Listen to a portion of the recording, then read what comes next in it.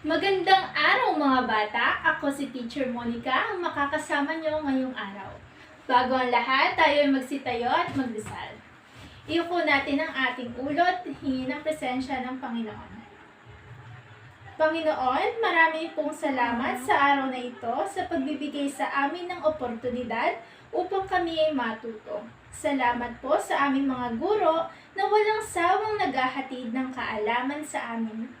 Gabayan mo po kami sa aming gagawing pag-aaral at nawa po ay maisapuso namin ang lahat ng ituturo sa amin.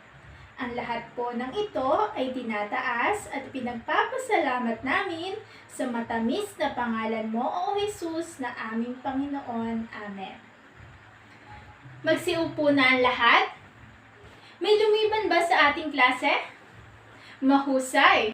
Bago tayo magsimula sa ating talakayan, sagutin muna natin ang pagsasanay para sa ating pagbabalik-aral.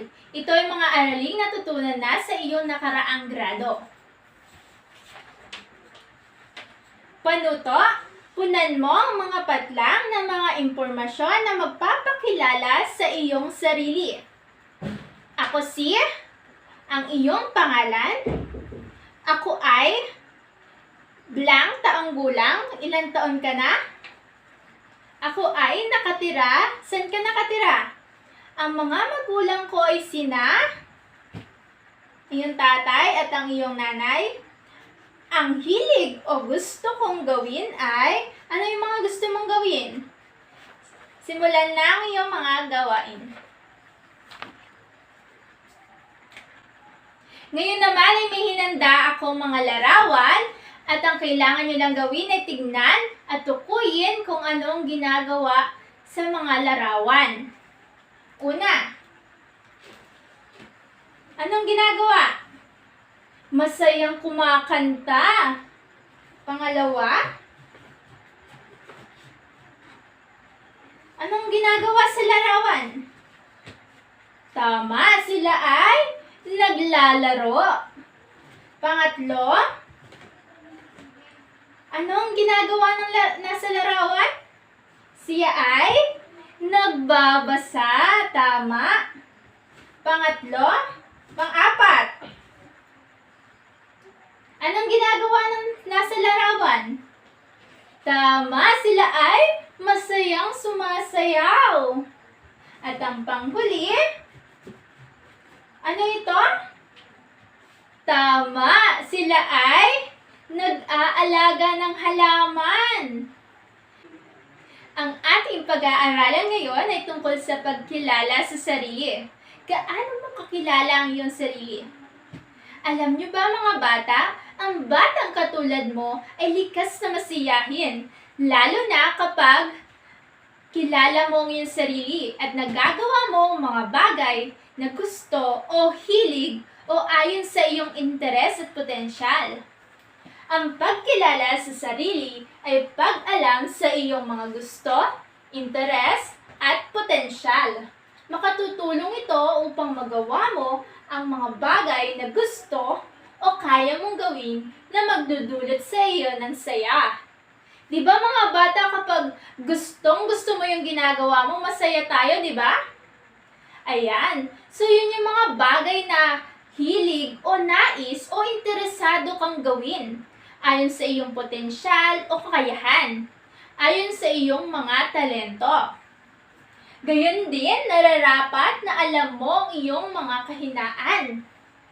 Ayan, kung mayroon kang potensyal, mayroon kang interes, kakayahan, mayroon din tayong kahinaan.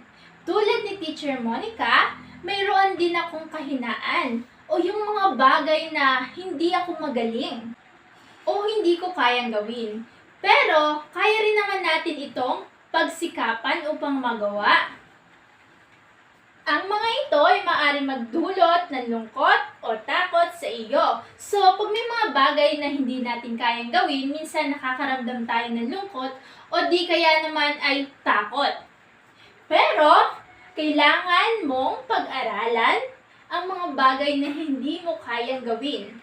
So, huwag kang panghihinaan ng loob. Subukan mo at gawin mo ang iyong makakaya upang ito ay magawa. Mayroon tayong isang maikling tula. Handa na ba kayong makinig? Ikaw ba isang batang mahiyain? Masdan ang batang ito. Anong napapansin niyo sa batang ito? Mukha siya malungkot. Bakit kaya siya malungkot? Halina't alamin natin sa tulang ito. Ang mahiyaing si Mara. Siya si Mara, batang mahiyain, laging nakayuko at di namamansin.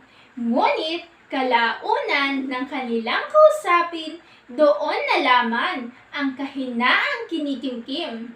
Ayon sa kanya ay wala siyang talento. Di rin marunong magsulat kahit alpabeto, lalo sa pagbibilang at pagbasa ng numero. At kapag kumaawit ay wala sa tono. Isang kaibigan ang sa kanya'y nagpayo.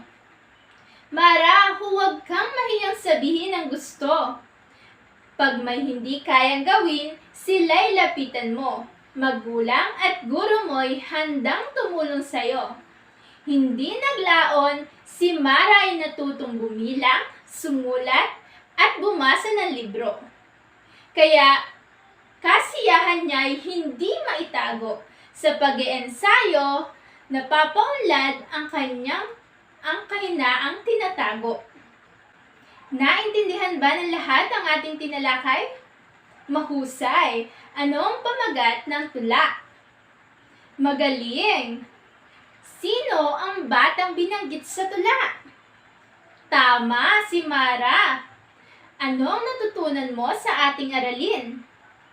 Mahusay! Ngayon naman ay dumako tayo sa ating pagsasanay. Basahin ng mga salitang ipapakita ko. Pag-isipan kung saang kategorya ito kabilang. Una, letter A. Makulay na larawang ginuhit. Ito ba ay kakayahan o kahinaan?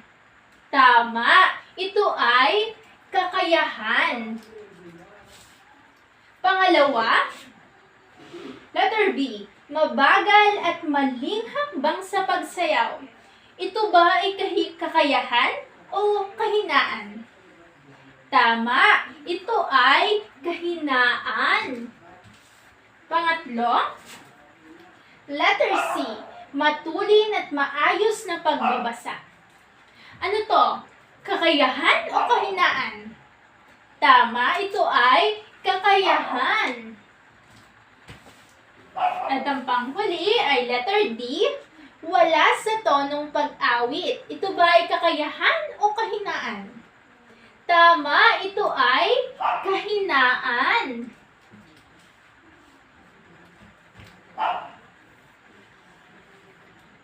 Ngayon naman ay kumuha kayo ng papel at sagutan natin ito.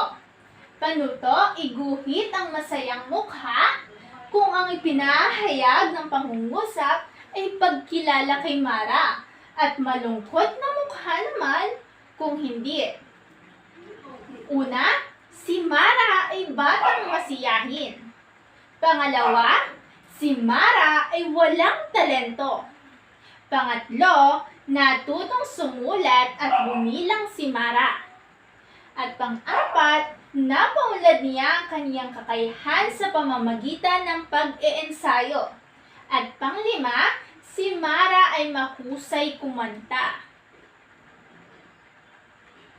Tapos na ba kayo mga bata?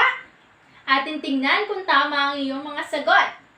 Una, ito ay malungkot. Ang pangalawa, ito ay malungkot. At pangatlo, ito ay masaya. Pang-apat, ang sagot ay masaya. At ang panghuli, ang sagot natin ay malungkot. Para naman sa ating takdang aralin, sa tulong ng iyong mga magulang o guardian, isulat sa sagutang papel ang 3 hilig o gusto mo at 3 kahinaan. At dito na nagtatapos ang ating klase. Hanggang sa muli mga bata,